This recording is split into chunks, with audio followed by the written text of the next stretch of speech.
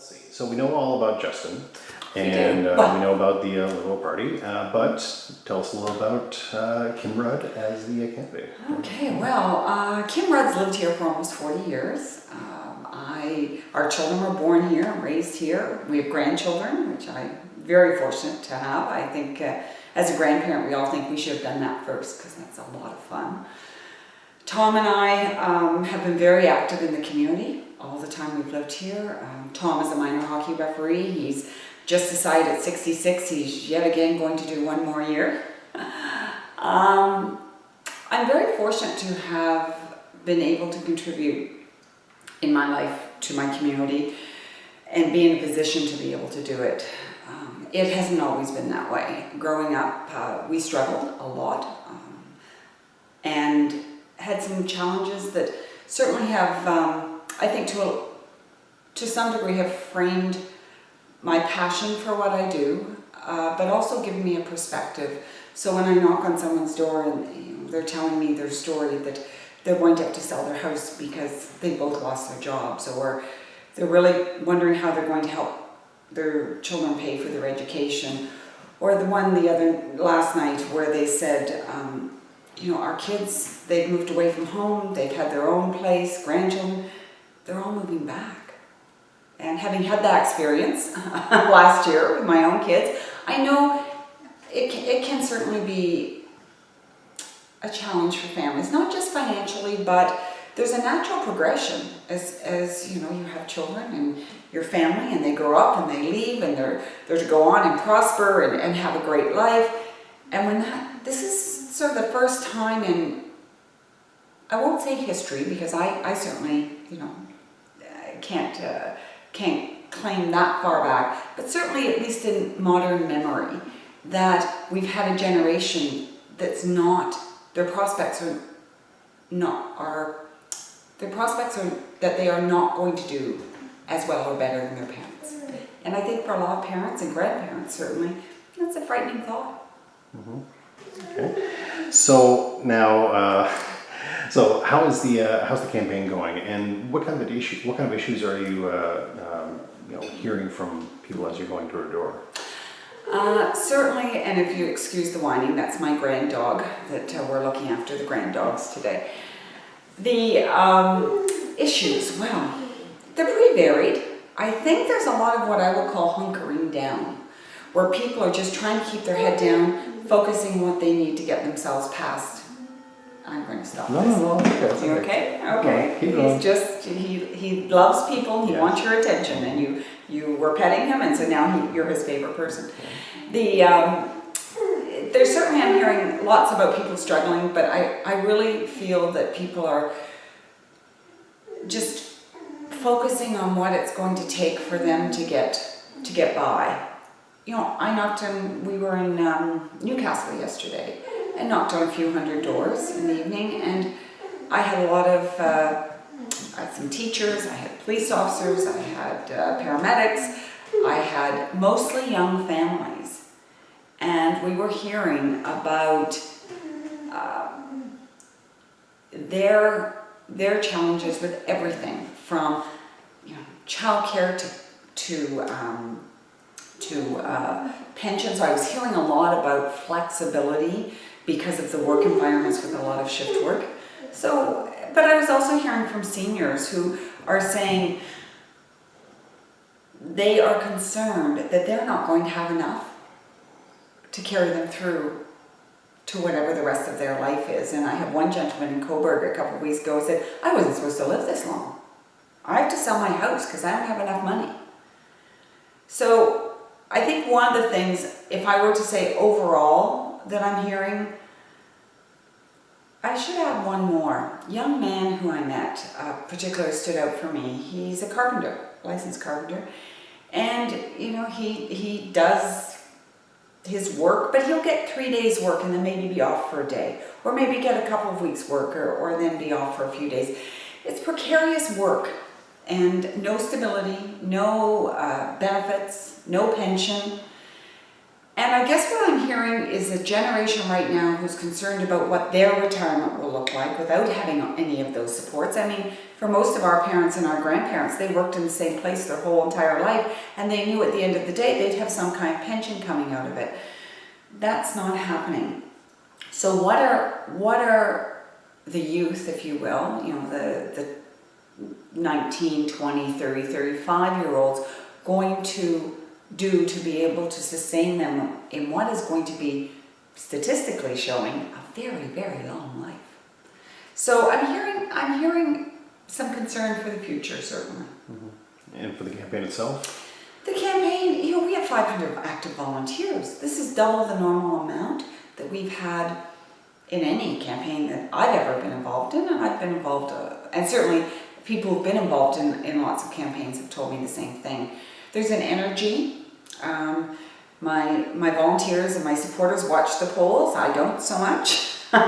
It's still a long way out, but there's certainly a momentum and an energy. We have 4 offices around the riding, and we're the only campaign that does. We opened our office in Newcastle yesterday, and there's no other campaign in Newcastle. We are in Coburg, Port Hope, Brighton, and Newcastle. I think that's important. I think that's important for the campaign to go to our communities and be accessible and available. And I've lived in Coburg, around Coburg, for the last, as I said, almost 4 years. The riding is bigger than this, and it's important for us to get out there. The other thing I'd say about the campaign is donations coming in that from people I've never met. Tom and I came back from a downtown thing in downtown Coburg a couple of weekends ago, and came back to a donation of $1,500 with a note saying, and the person doesn't even live in the riding, but they have family here. So that's unheard of. So there's lots of that happening out there. So I'm thrilled with the campaign. I am blessed to have what I would say is the most dynamic, experienced, and focused campaign team. My job is to work harder than they do. I don't know if that's possible. And you know me, I work pretty hard. Yeah. Now, so Northumberland-Peterborough South is a new riding. It is. And so Northumberland-Quinte West included, City of Quinte West, Trenton, but the new riding includes basically the north side of Rice Lake and a good chunk of It's Clarington. what they call the old Clark Township, Yeah. or Ward 4, yes. Yeah. So, what kind of an effect do you think the new riding will have on the results as far as like demographic changes, Sure. and things like that? Well, I believe, I'm not sure if we're number 1 or 2, but I keep being told number 1, highest senior population of a riding in Ontario. And we know that. We know the demographic is sort of that's what it looks like. We're also now one of the biggest agricultural ridings in Ontario, because when we lost Quinte West, which was, let's just say, the city, what we gained was rural community. So there is no city in our riding anymore. There are small towns, villages, hamlets, small communities. I think that gives us an advantage in a lot of ways, because we have so much commonality. We have Algoma Orchards in Clarington in Ward 4 does $80 million a year in business. That's huge. Mm-hmm. I was out, small dairy farms I've been out touring. They're a small enterprise or business, but extremely important to the community that we serve. We have small manufacturing, small to medium-sized manufacturing. We really don't have anything left that I would call this, like in the old days, the Davidson Rubbers with over 1,000 employees. We have lots of people that have moved out from the GTA and other communities that have come here for a lifestyle, which I think is a lot of the reason why we live here, and they've just found out. So it certainly has changed the dynamic and the demographic to some degree. We're hearing a lot more openness to option. Whereas there have been certainly people, I've been knocking on doors and I'm having people who say, you know, I voted Conservative my whole life, but I'm not doing it this time. Or I used to vote something and I vote Conservative the last 2 times, but I'm not doing it this time. And the reasons are varied. It's everything from the attack ads that they feel as a Conservative, that's not who they are. And it's also about, you know, our big infrastructure announcement about getting the economy going. What we've been doing for the past 8 years hasn't been working. I'm a small business owner. I'm an entrepreneur.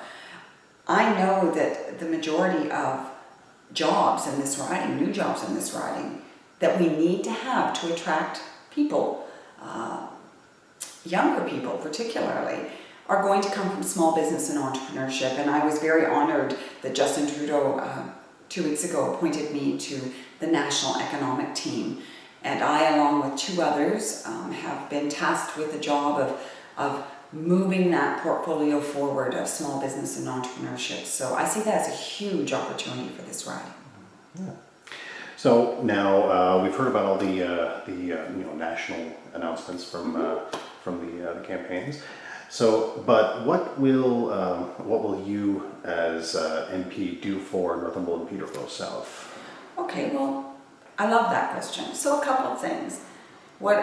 Accessibility and response, I think, is very important as an MP. And the fact that we have put 4 campaign offices across the riding speaks to our accessibility.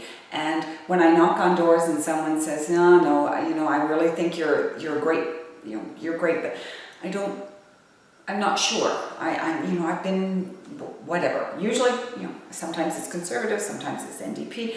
My whole life, I don't know what I'm going to do. And I said, well, you know the good thing? I'm working very hard to be your Member of Parliament. And when I am, if I'm fortunate enough to be your Member of Parliament, we've had a chance to meet. And you know who to come complain to. So it's that accessibility that I believe is so important and what we've really been missing. You know, with the scripted questions, the type not answering, that is not accessibility, that's message control, and I don't think is respectful or responsible to constituents. I mentioned small business and entrepreneurship. I will be working hard to bring jobs to this riding. I know how to do it. I created almost 50 so far in this riding, and you will see a jobs platform that we have designed specifically for this riding coming out as soon as the national platform is announced. So what we've done is we have 3 PhD researchers and 2 or 3 job specialists that have been working on this, and we've consulted with organizations like Watton Employment Services as an example. The researchers have gone out and talked to them, as have I. That's where I see such an opportunity. Similar to what Justin is doing with the teams and the councils of bringing those 20 experts in healthcare, for instance, around the table and saying, what is it we need to do? And from all perspectives, all political stripes, and saying, what is it we need to do? Because I think good leaders take that information and help provide a direction and a focus for the best policy. They don't stand up there and you know, say directives that this is what we're doing. Never mind what the experts say, this is what we're doing. That's one of the things, the model certainly I have followed in my business. I don't always have to be the smartest person in the room, but I need to have the smartest people in the room. So as an MP, I follow that philosophy. The other thing we'll do is, you know, transportation is a huge issue for this riding, and so is infrastructure. So is so is affordable housing. You know, I talked to the mayor of Brighton a week or 2 ago, and I told him I will fight hard to get the support for infrastructure money for the terrible water situation, their lack of water situation they've experienced. I was talking to someone up in Lang, just north of Keene. The road to her house is now blocked off because the underpinnings of the bridge have broken. So they have to go a very circuitous route to get to home. Those are the kinds of things I'm hearing, and they will influence what happens in this riding. I want people to come and talk to me. Tell me what your issues are and how I can help. Yeah. Okay. Now, so Rick Norlick announced that he is not running, and he is not. So, what's your opinion of how how Rick has performed as MP for the past 9 years? Well, I've gotten to know Rick well over the last number of years, and certainly I ran with him last time. But,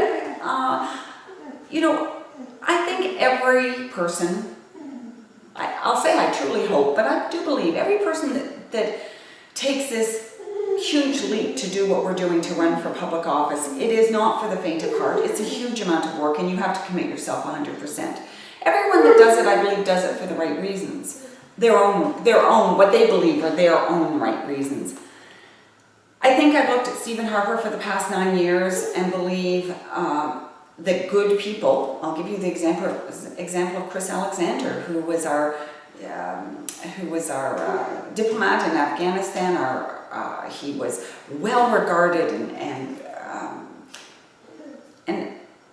did some very good things as our ambassador.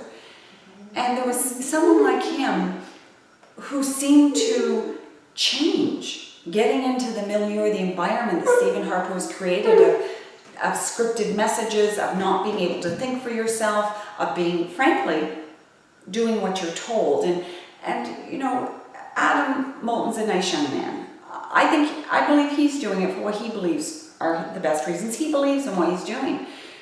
But the fact that Mr. Harper has told him not to go and speak to the public at debates tells me that nothing's changed. That Stephen Harper is still, no matter what Conservative MP it is, that they're going to be told what to do. The flip side to that, I believe, is Justin Trudeau, where he has people like Andrew Leslie, retired General Andrew Leslie, running, and Bill Blair, retired police chief of Toronto, and myself. We are people who do so well being told what to do. We've been brought onto the team because we are thinkers, because we do have an opinion and it's valued. I think it's a complete opposite of Stephen Harper. So, Rick is in a very well-deserved retirement. I've talked to him recently. He's going to get to see his grandkids more, and he and Julie are going to do some traveling, and good for him. And I can't imagine how exhausting it would have been to sit there and be as ineffective. And I'm not saying deliberately, I'm saying because really, what can you do about it? Yeah. Okay, and that's it. Oh, Well, that thank you was very much. easy. Yes. Okay. Well.